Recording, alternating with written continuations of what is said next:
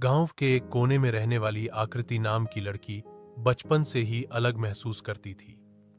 वह पढ़ने लिखने में तेज थी, व्यवहार में मीठी और संस्कारों से भरी हुई थी।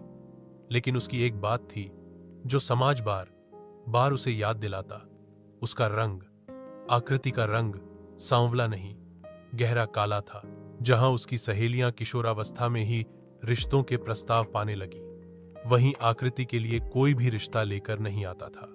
हर कोई कहता, लड़की अच्छी है, लेकिन रंग थोड़ा साफ होता तो बात बन जाती।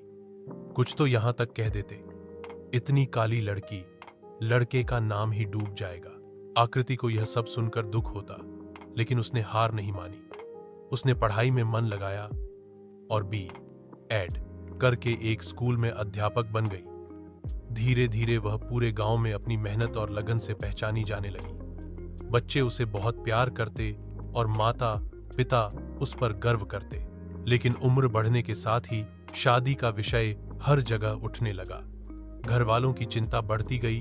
हर बार लड़के वाले आते, चाय पीते, मुस्कराते और फिर कभी लौटकर नहीं आते।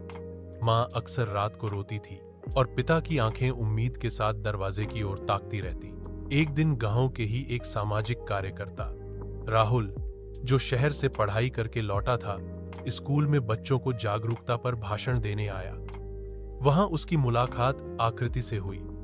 पहले बात शिक्षा की हुई, फिर विचारों की, और फिर धीरे धीरे दोनों की सोच एक दूसरे से जुड़ने लगी। राहुल ने जब शादी की बात की तो गांव में हलचल मच गई।